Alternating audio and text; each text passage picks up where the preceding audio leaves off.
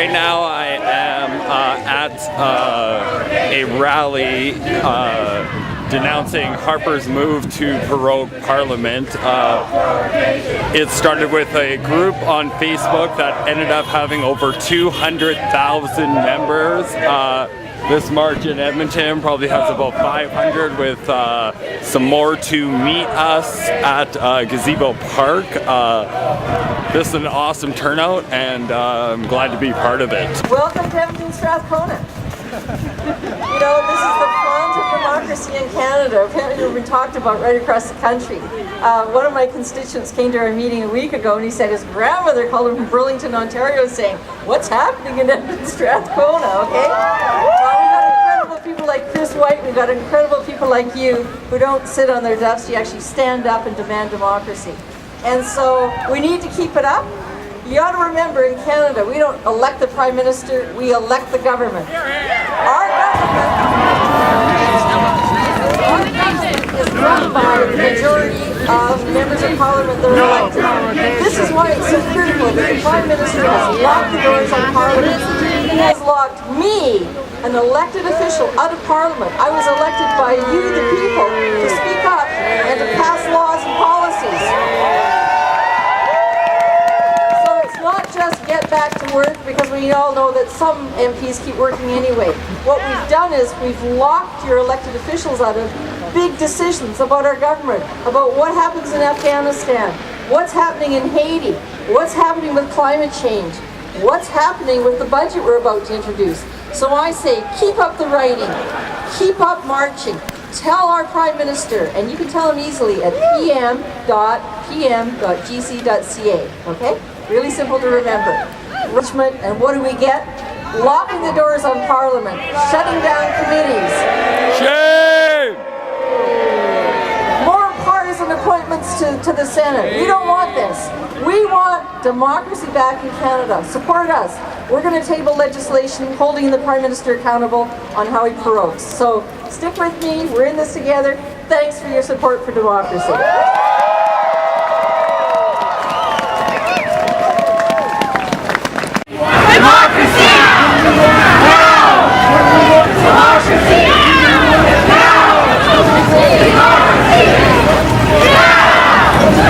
Congratulations for being out here in the snow with Canadians from all across the country. Doesn't this feel good? We just got to do more of it.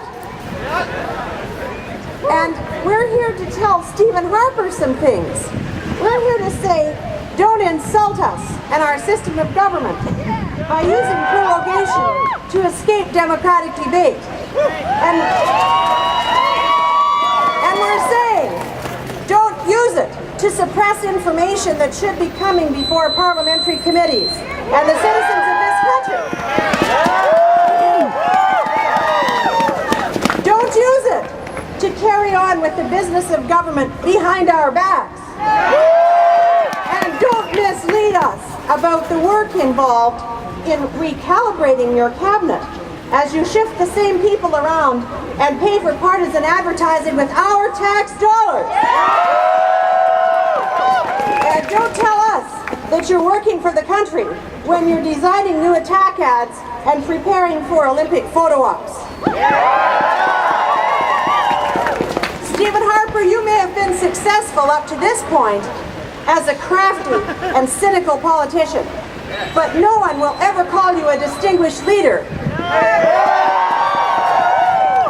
You have squandered the opportunity to be someone that young people can look up to and someone that older people can trust. And shame on you.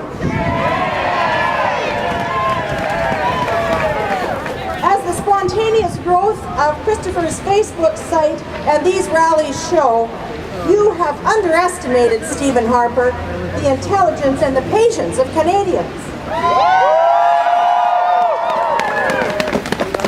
We know the importance of being team players in our workplaces, and we are team players as we attend these rallies.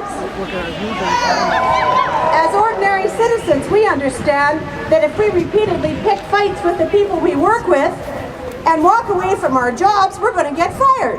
Yeah!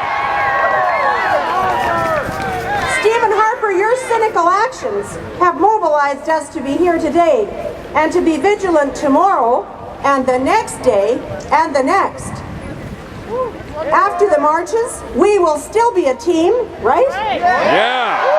And we will keep the pressure on. Stephen Harper, for now, you are our Prime Minister.